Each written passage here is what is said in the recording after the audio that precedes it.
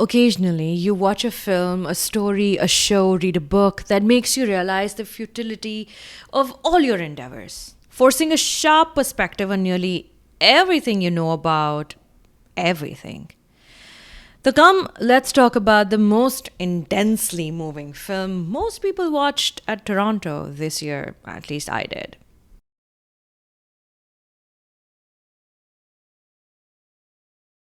Hey, all. My name is Sucharita. Thank you for being here today as we talk about Tunisian filmmaker Kaouther Ben Hania's The Voice of Hind Rajab. فكرك عن جد صديق صغيري خايفة رح يأثر فيهم أو يفرق على حدا؟ The murder of Hind Rajab by Israeli occupying forces in January of 2024 will be recounted as one of the darkest chapters in human history. For those who might have looked the other way or have forgotten for various reasons, Hind was a 5-year-old girl fleeing Gaza with her uncle, aunt, and 4 minor cousins, as shelling and guns destroyed their car, killing the adults and all the children but Hind. She managed to establish and retain contact with emergency services at the Palestine Red Crescent Society in Ramallah. Surrounded by dead bodies and shrapnel, Hind begged to be rescued for 3 whole hours, herself injured. Eventually, the Palestine Red Crescent Society, on their end, were also desperately active. They managed to get a green light to have an ambulance go safely to this car. However, as the paramedics located little Hind, the ambulance too was attacked, killing medics Yusuf Al-Zaino and Ahmed Al-Madoun and Hind. All 9 of these bodies could only be recovered 12 days later when Israeli forces withdrew from the area. There's simply no easy or humane way to narrate this true story. Even recounting it here makes one feel cheap and guilty. None of these details are made up. Everything is carefully documented by human rights watch groups around the world.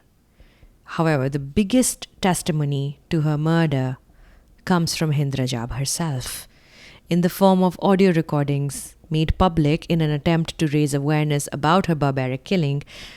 It was made public by the Palestine Red Crescent Society. Filmmaker Kaouther Ben Hania wants you to bear witness. The horror of that day, of this evening, is so vast, her camera doesn't even need to go to the location of the murder for viewing comprehension.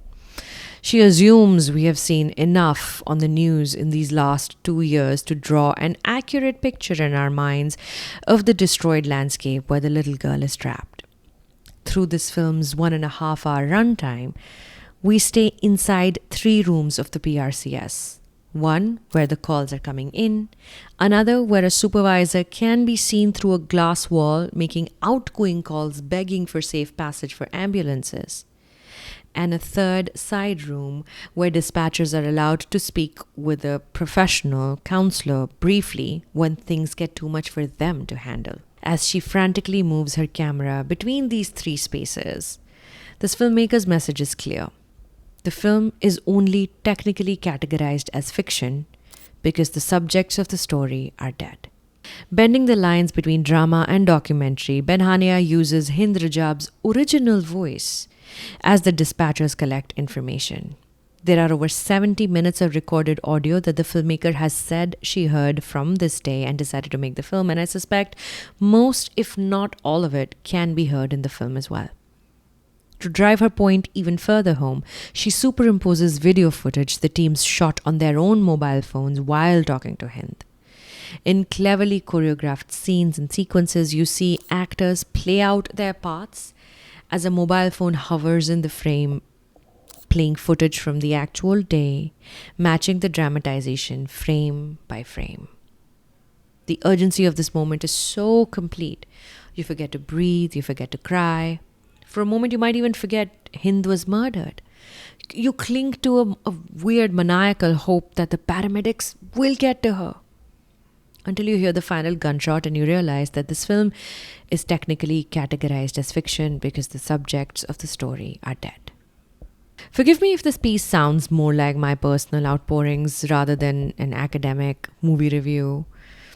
Indians and Palestinians, we have a few things in common. Some even in our language. You hear the word qatl being used for murder. then subtitles just begin to feel unnecessary after a point. The child's name, her name is Hind. Hind. I will talk a little bit more about this parallel in my review of Palestine 36 later. But unlike my crude and broad observations, Ben Hania pays very careful consideration to details. You hear this 5-year-old's voice telling you she's in butterfly class at the Happy Childhood School, and you know she's barely inches away from death, as the 8 minutes needed for evacuation services to reach her turn into prolonged hours. Each time the call drops, you fear the worst, even while being aware that the worst, in fact, is yet to come.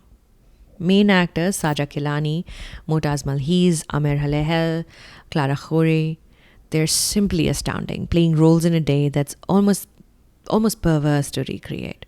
But, however, making films and showing them at huge international film festivals is an important part of documentation. And with the might of some very famous Hollywood names as EPs, the Voice of Hind Rajab is almost an affidavit of January 29, 2024.